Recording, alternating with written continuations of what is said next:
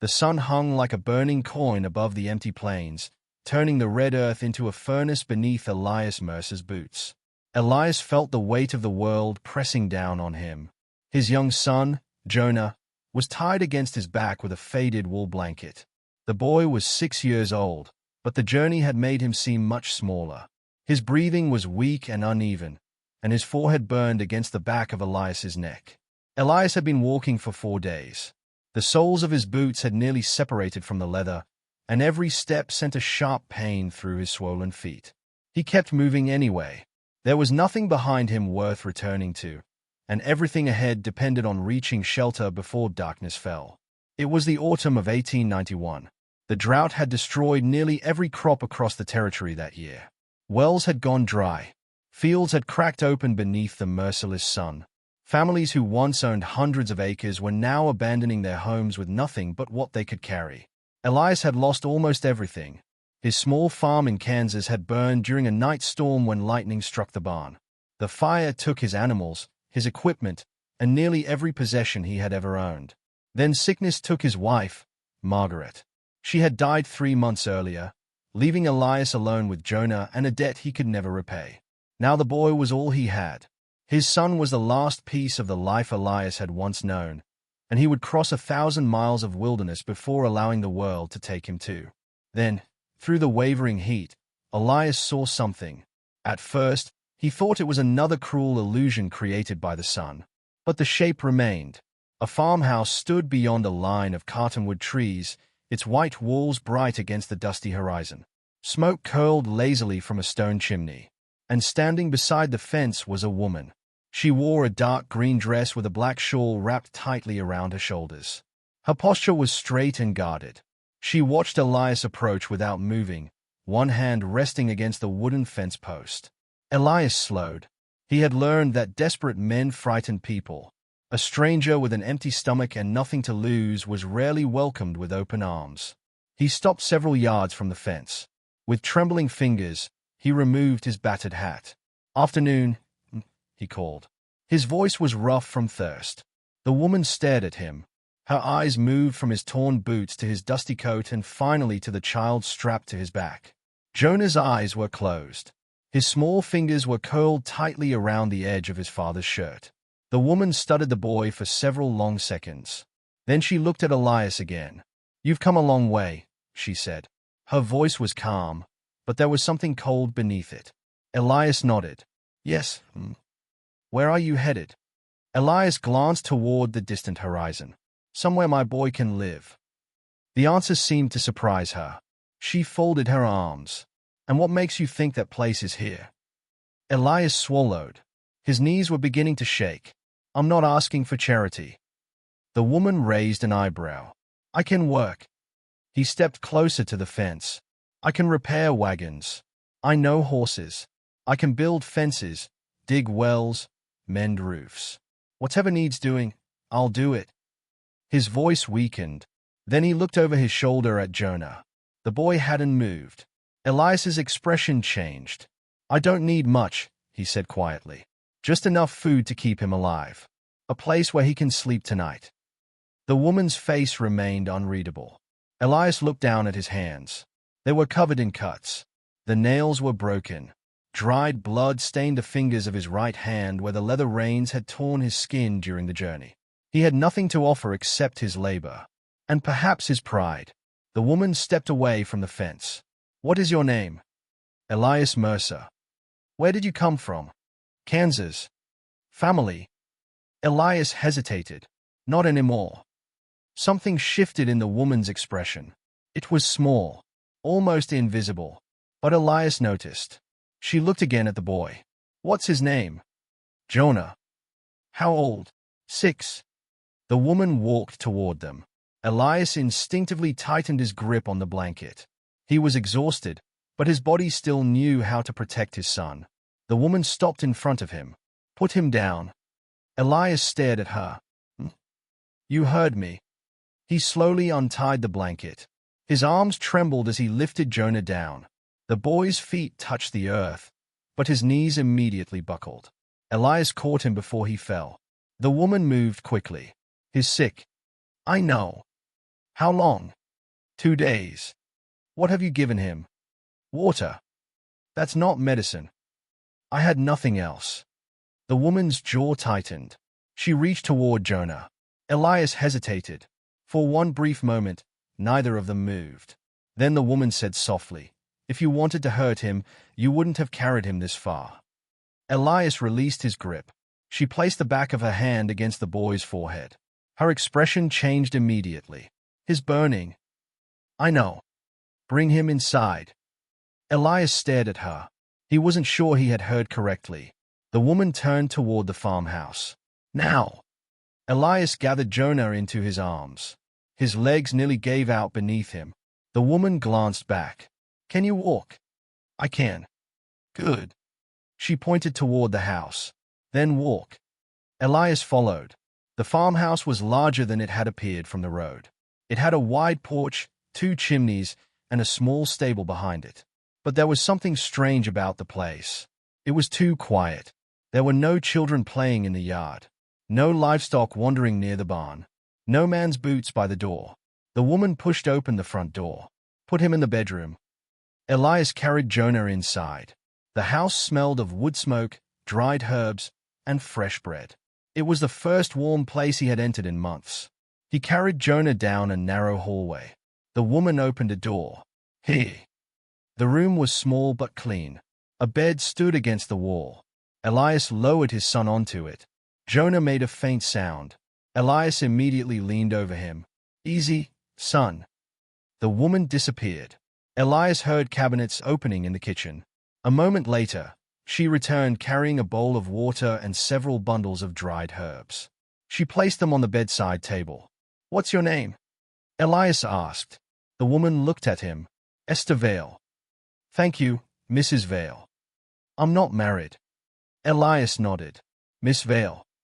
She soaked a cloth in cool water and placed it against Jonah's forehead. The boy stirred. His eyes opened slightly. He looked at the strange woman beside him. Then he looked at his father. "Dad." "I'm here." "Are we staying?" Elias's throat tightened. He looked toward Esther. She was watching him. For the first time since he had arrived, there was something almost like sympathy in her eyes. "I don't know yet," Elias whispered.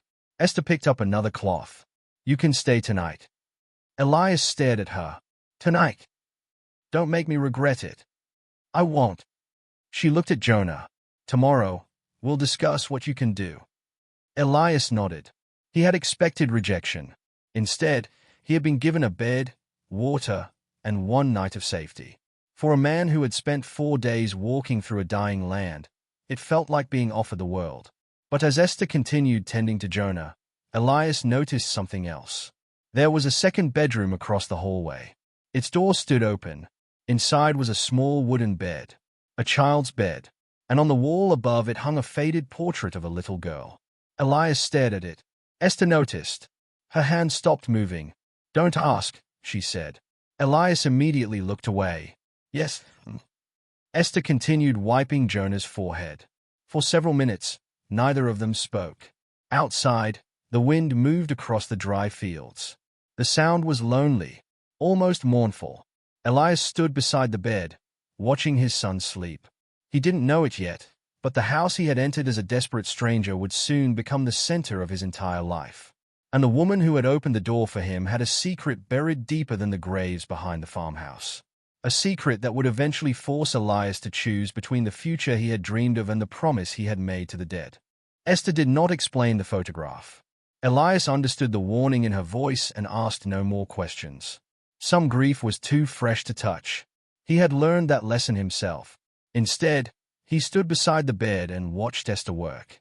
She moved with quiet efficiency, crushing dried leaves between her fingers before mixing them with warm water. She seemed to know exactly what she was doing. "What is that?" Elias asked. "Willow bark. For the fever, among other things." She dipped the cloth into the bowl and placed it against Jonah's neck. The boy shivered. Elias leaned closer. "Easy, son." Esther glanced at him. "You can leave the room." Elias frowned. "I'd rather stay. You've been walking for 4 days. 5. She paused. 5. We crossed the river yesterday. Esther looked at his feet. The leather of his boots was split open. Blood had soaked through the cloth wrapped around one ankle. You should have collapsed before reaching my gate. I almost did. Why didn't you? Elias looked down at his son. Because he didn't. Something in Esther's face softened. Only for a moment. Then the guarded expression returned. She stood. Stay here. Where are you going? Kitchen. I can help. You can barely stand. I can still work. Esther gave him a sharp look. I didn't ask you to work tonight. Elias fell silent. She walked out. A few moments later, he heard the sound of pots moving in the kitchen. Elias sat beside Jonah. The boy's breathing was still uneven. You're going to be all right, Elias whispered. Jonah didn't answer. Elias reached out and touched his son's cheek. Your mother would have known what to do. The words escaped before he could stop them. He closed his eyes. Margaret. For a moment, he could almost see her, standing in the doorway of their old farmhouse. Her brown hair tied loosely behind her head. Her hands covered in flour, laughing at something he had said. Then the memory vanished. Elias opened his eyes. The room was empty. His wife had been gone for 3 months. But sometimes grief made time meaningless. It could turn yesterday into 10 years and 10 years into yesterday. The door opened. Esther returned carrying a wooden tray. There was a bowl of stew, a piece of bread, and a cup of hot tea. She placed it beside Elias. Eat. He looked at the food. I can't. Why? I need to watch him. You can do both. Elias hesitated. Then he picked up the spoon. The first mouthful nearly made him cry. The stew was thick with potatoes and onions. There were pieces of beef in it. Real meat. His stomach twisted with hunger. He tried to eat slowly. Esther watched him. How long has it been? Elias stopped. How long has what been? Since you had a proper meal. He looked away. Don't know. Days. Maybe. Weeks. Elias didn't answer. Esther understood. She walked back toward the kitchen. There's more. I don't need. You do. He watched her disappear. For the first time in months, someone had told him what he needed instead of what he owed. That difference nearly broke him. Elias finished the stew. Then he finished the bread. He drank the tea. When he looked up, Esther was standing in the doorway. She had been watching him. Thank you, he said. She nodded. Get some sleep. I'll stay here. I wasn't asking. Elias looked toward Jonah. Esther sighed. There is a chair beside the bed. She pointed. You can sleep there. Elias sat down. The chair was uncomfortable, but he didn't care. For the first time in weeks, he wasn't sleeping beneath the open sky. He closed his eyes. Outside, the wind grew stronger. The old farmhouse creaked and groaned. Somewhere in the distance, a horse whinnied. Elias drifted toward sleep. Then Jonah began coughing. Elias woke instantly. He jumped to his feet. Jonah! The boy coughed again. His body trembled. Esther rushed into the room. Move aside. I'm here. Move. Elias stepped back. Esther lifted Jonah's head and helped him drink a little water. The coughing continued. Elias stood helplessly. His heart pounded. I should have found a doctor. There isn't one within 50 miles. Then I should have kept walking. That wouldn't have saved him. Her words were blunt, but they were true. Jonah finally stopped coughing. Esther placed him back against the pillow. Elias let out a shaky breath. Esther looked at him. You're frightened. I'm his father. That's not an answer. Elias stared at her. Then he whispered, He's all I have. Esther looked toward the child's bed across the hall. Her expression changed. Not all you have. Elias followed her gaze. The little bed. The photograph. The room that had been waiting for someone who would never return. Now he understood. Your daughter, he said quietly. Esther didn't answer. That's who she was. Esther's face hardened. I told you not to ask. I'm sorry. Her name was Anna. Elias said nothing. Esther looked down at Jonah. She was 7. The room became still. She died 2 winters ago. Elias felt his chest tighten. Fever. Esther shook her head. Snow. He waited. She continued. A storm came early. We were trapped for 6 days. Her voice remained steady. Too steady. My husband had gone to town for supplies. She looked toward the window. He never came back. Elias understood without asking. Both of them? Esther nodded. First my husband. She swallowed. Then Anna. The silence that followed was unbearable. Elias looked at the woman standing before him. She was not simply a lonely ranch owner. She was a survivor. Like him. Just another person who had lost everything and kept breathing anyway. Why do you still live here? He asked. Esther looked surprised. Where else would I go? Elias had no answer.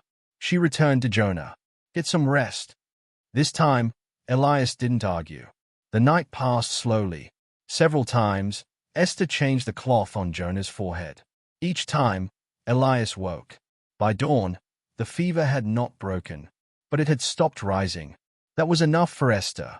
When the sun appeared over the eastern hills, Elias stepped outside.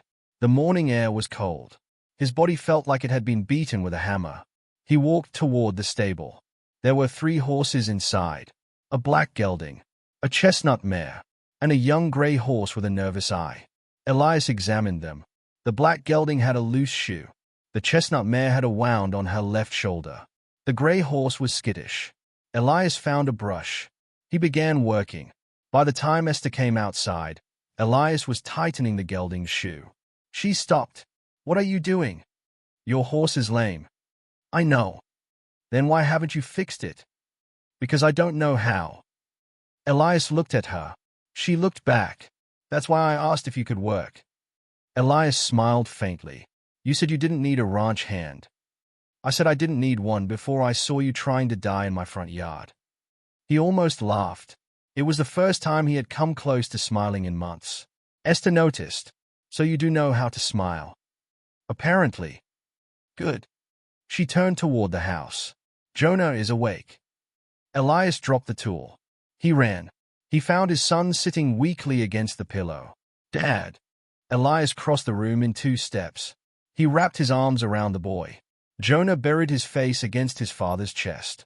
Where are we? Somewhere safe. Are we staying? Elias looked at Esther. She stood in the doorway. Her arms were crossed. But there was no anger in her face. Only uncertainty. Elias looked back at his son. I don't know. Jonah's little hand gripped his coat.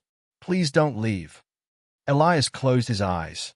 Those 4 words were enough to destroy every plan he had made. Esther heard them too. She stepped into the room. Perhaps you should stay. Elias looked at her. On what terms? Terms? You said we would discuss what I can do. Esther nodded. Yes. Elias waited. She walked to the window. The south pasture fence is broken. I can fix it. The well pump is failing. I can repair it. The barn roof leaks. I can replace it. Esther turned. And the horses? I can handle them. You'll work from sunrise until the work is done. Fair. You'll sleep in the small cabin behind the stable. Elias nodded. Fair. You'll eat at my table. He hesitated. Esther raised an eyebrow. That is not negotiable. All right. And your son? Elias waited. He stays in the house until he's well. Elias stared at her. Miss Vale. I have a spare room. I can't ask you to. You're not asking. Her voice was firm. I am offering. Elias looked at Jonah. The boy was watching them. His feverish eyes were brighter now. For the first time in a long while, Elias saw a little hope in them. All right, he said. Esther nodded. Then we have an arrangement. Elias held out his hand. She looked at it. Then she shook it. Her hand was warm. His was rough and calloused. The handshake lasted only a moment. But neither of them forgot it. That evening, Elias moved his few possessions into the small cabin. There wasn't much. A blanket, a spare shirt, a knife, and a wooden box containing Margaret's wedding ring. He placed the box beneath the bed. Then he stepped outside. The sky was turning orange. Esther was standing near the fence. Jonah sat beside her in a wooden chair, wrapped in a blanket. Elias stopped. His son was laughing. A real laugh. Small. Weak, but real. Esther had found an old wooden horse and was showing Jonah how to carve a wheel for it. Elias watched from a distance. Something unfamiliar stirred inside him. Not happiness. Not yet. Something smaller. Something more dangerous. Hope. He looked across the property. The fences needed repair. The barn roof needed work. The well needed digging. There were animals to tend. Fields to prepare. Winter would come soon. But for the first time since Margaret died, Elias had somewhere to wake up tomorrow. And perhaps that was enough. He didn't know that Esther Vale had made room for him in her life for reasons far more complicated than kindness. He didn't know that the portrait of Anna was not the only secret hidden in that farmhouse. And he certainly didn't know that before winter ended, a stranger would arrive at the ranch carrying a letter that would change everything Elias thought he knew about his dead wife's final days. For now, though, the three of them stood beneath the fading sky. A grieving father, a wounded woman, and a little boy who had survived when neither of them believed he would. None of them knew what they were becoming. But the lonely farmhouse was no longer completely silent. And sometimes, in a world that had taken almost everything from you, the smallest sound of laughter could be the beginning of a miracle. The first week passed quietly. Elias worked. From the moment the sun rose until the light disappeared behind the western hills, he kept moving. He repaired the southern fence first. Then the well. Then the barn roof. Every task revealed another problem. The drought had weakened the land. The animals were thin. The roof beams were beginning to rot. But Elias had spent most of his life fixing things that other men had given up on. He knew how to work with broken wood, broken machinery, broken land. He was beginning to wonder if the same skills could be used on broken people, including himself. Every evening, he returned to the farmhouse. And every evening, Jonah was waiting. The boy's fever was gone by the 5th day. His strength returned slowly. By the 7th morning, he was walking around the house. By the 10th, he was running. Elias caught him racing across the porch and nearly shouted, "Jonah!" The boy froze. "What?" "Your fever was gone 2 days ago." Jonah grinned. So you're not made of iron." Jonah laughed. Esther stood in the doorway. You'd think he'd learned something from nearly dying. Elias looked at her. Apparently not. Jonah pointed toward the barn. "Can I see the horses?" "No." "Why?" "Because you're supposed to be resting." "I'm rested." "You've been awake for 10 minutes." "That's plenty." Esther shook her head. "You're worse than your father." Elias raised an eyebrow. "Excuse me?" "You're both stubborn." Jonah laughed again. And then Esther did something Elias had never seen before. She smiled.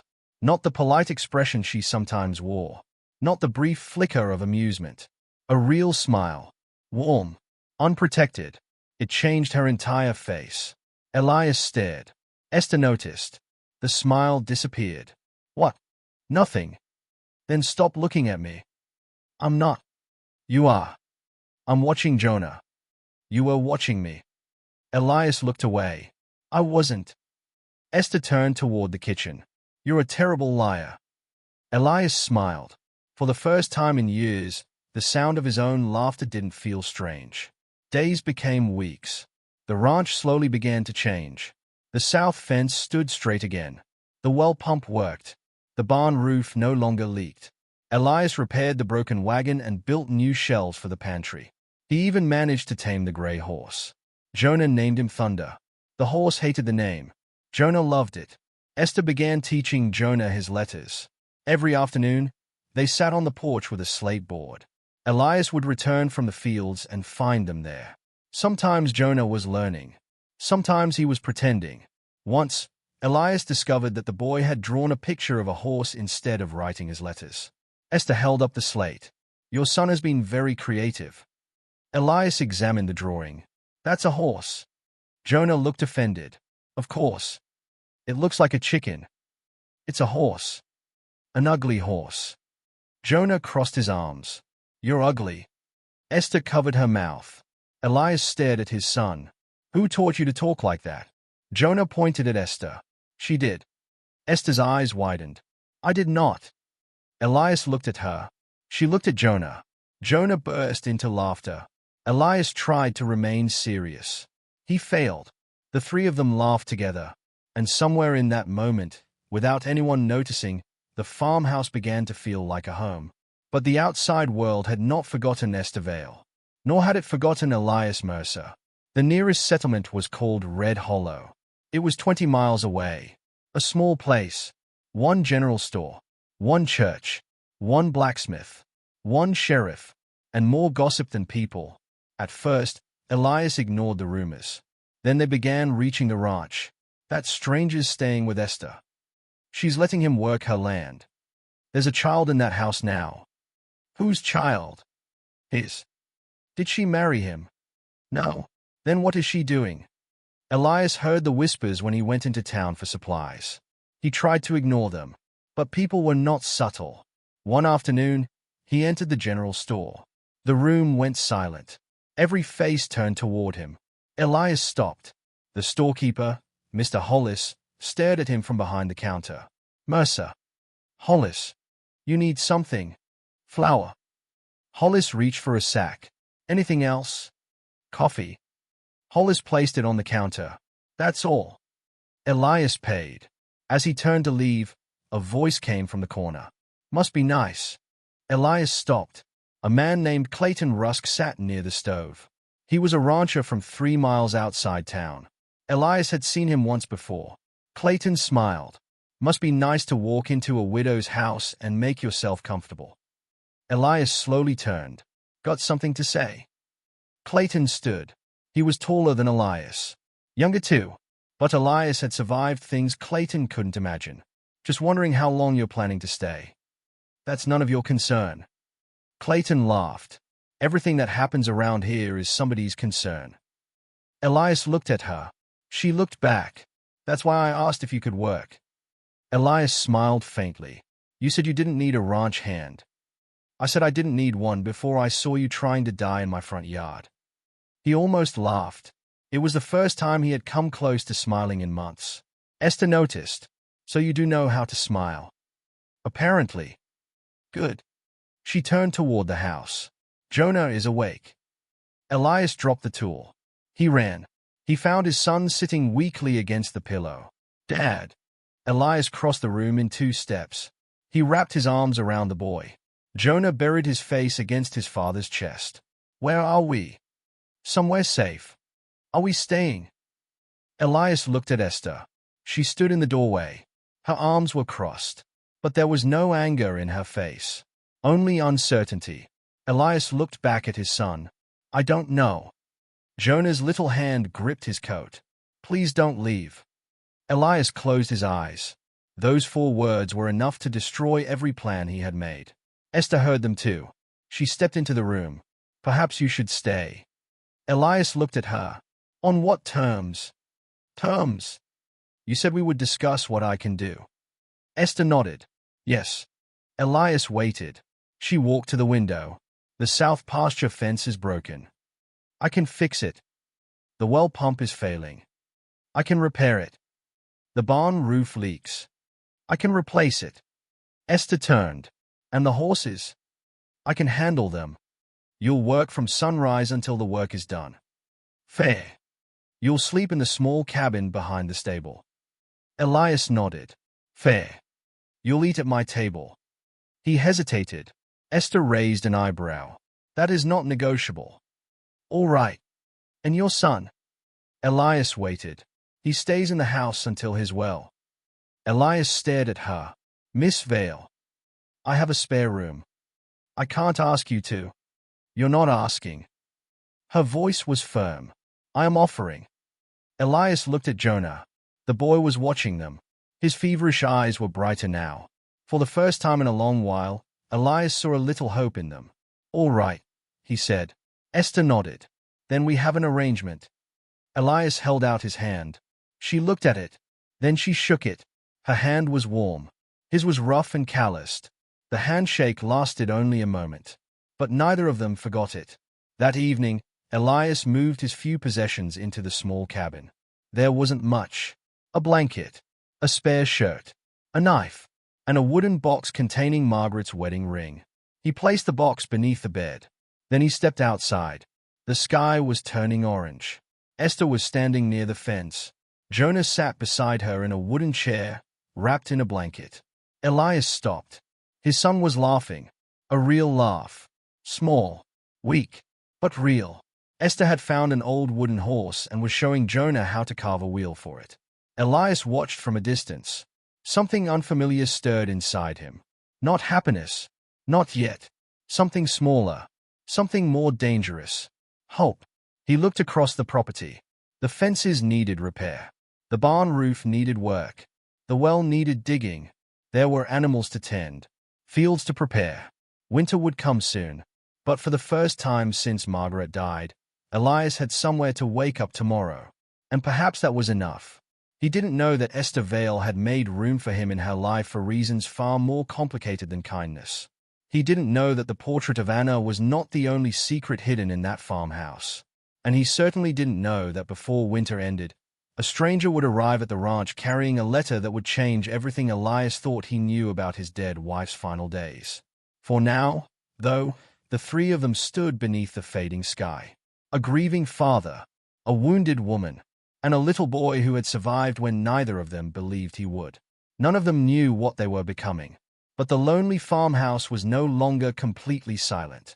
And sometimes, in a world that had taken almost everything from you, the smallest sound of laughter could be the beginning of a miracle.